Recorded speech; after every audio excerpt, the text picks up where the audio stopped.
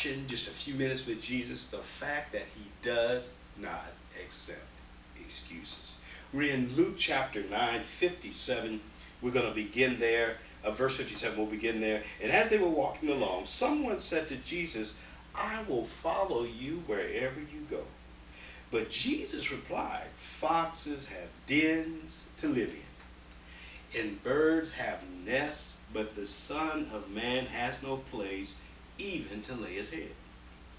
He said to another person, come, follow me. The man agreed, but he said, Lord, first let me return home and bury my father. But Jesus told him, let the spiritually dead bury their own dead. Your duty is to go and preach about the kingdom of God. Another said, yes, Lord, I will follow you, but first let me say goodbye to my family. But Jesus told him, anyone who puts his hand on the plow and then looks back is not fit for the kingdom of God. Wow. This is, what an extraordinary account that we have here as Jesus begins to talk about what it takes. We've already talked earlier in series 3 about dying, being willing to die.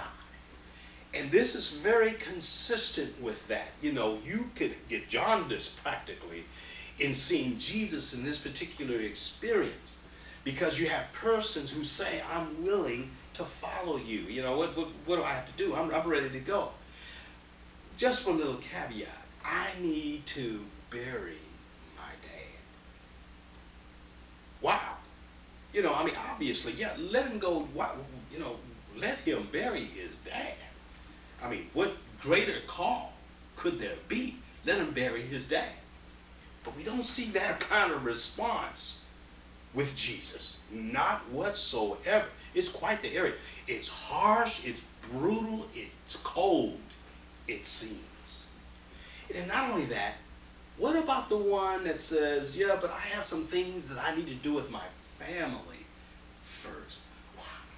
Our first ministry is family. I express that all the time. That before race, before nation, before country, family.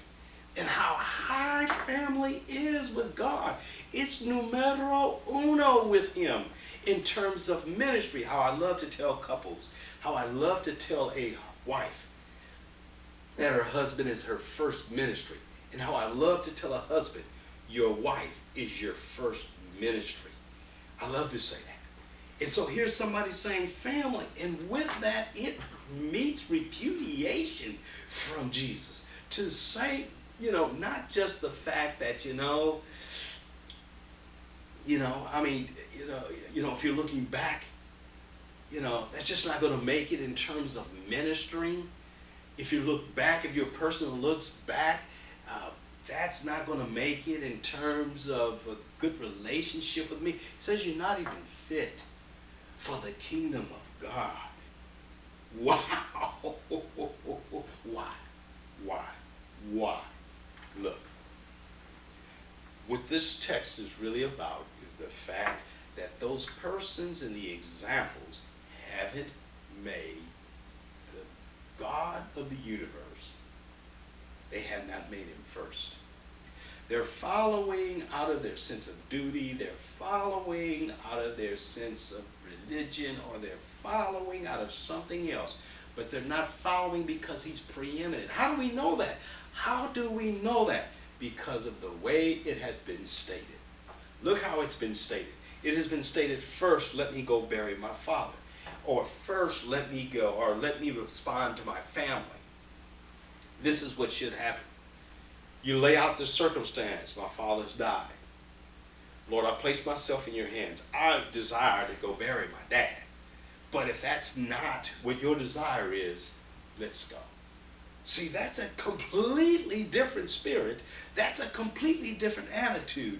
The way that it is shared, it's just an excuse, and Jesus knows it. He knows when we're giving an excuse. If we're right with him and we place ourselves in his hands, whether it be burial, whether it be families, we'll say, Lord, this is what we desire to do, but nevertheless, at your will, let's do what we must. And you know what Jesus would do if you did that, if he's in the right place? He'd tell you, go bury your daddy. If your heart and your spirit is in the right place, he'd say, take care of the need of your family, and then let's go. I believe that. But it is because of excuses. He is not one who goes for our lame excuses, no matter how great and virtuous they sound. It's a matter